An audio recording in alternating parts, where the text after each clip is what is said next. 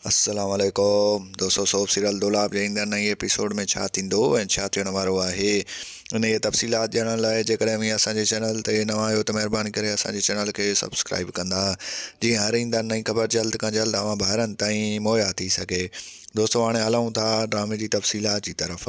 तव्हांखे ॿुधाईंदा हलूं त ईंदड़ नई एपिसोड में रज़न पंहिंजी घरवारी ते कंदो ज़ुल्म। जी हाँ दोस्त, तव्हांखे ॿुधाईंदा हलूं त रज़न जी घरवारी जेको आहे सो पंहिंजी जेको आहे सो सौट जी धीउ खे भॼाइण जी कोशिशि कई आहे ऐं तव्हांखे ॿुधाईंदा हलूं त जेको आहे सो कुंज भॼण में कामयाबु थी वई ऐं उहा आख़िर वॾेरे वटि हली वई। तव्हांखे ॿुधाईंदा हलूं त नओं वॾेरो जेको ड्रामे में इंट्रोड्यूस कयो वियो आहे उन वटि हली वेंदी ऐं तव्हांखे ॿुधाईंदा हलूं त ककर ऐं रज़न वारनि खे फ़िलहालु काई बि ख़बर न पवंदी त आख़िर छोकिरी वई केॾां आहे ऐं हू जुमे खे ॻोल्हण जी कोशिशि कंदा। फ़िलहालु हिकु ॿिनि किस्तनि खां पोइ जुमो हिननि खे मिलंदो ऐं चवंदो त मां उन शख़्स खे सुञाणींदो न हुयुसि त हू केरु हुयो।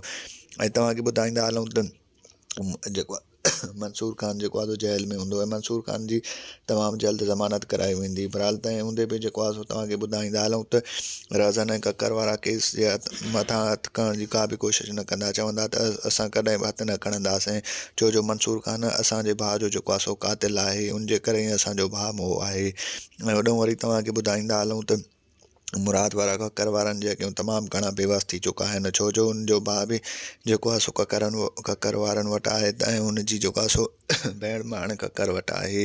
ऐं तव्हांखे ॿुधाईंदा हलूं त हे तमामु घणा बेवस थी वेंदा ऐं वॾेरो शाहनवाज़ खान कमीनो शख़्स पंहिंजे चालनि खां कोन मुड़ंदो। तव्हांखे ॾेखारियो वेंदो त ईंदड़ नई एपिसोड में का न का नई चाल चलण जी कोशिशि कंदो। दोस्तों तव्हांखे मुंहिंजो रिपोर्ट कीअं लॻो कमेंट में पंहिंजो राय ॾींदा। वठंदासीं इजाज़त, मिलंदासीं इन वीडियो में, तेसिताईं रखंदा पंहिंजो ख़्यालु, ॾींदा इजाज़त। अल्लाह हाफ़िज़।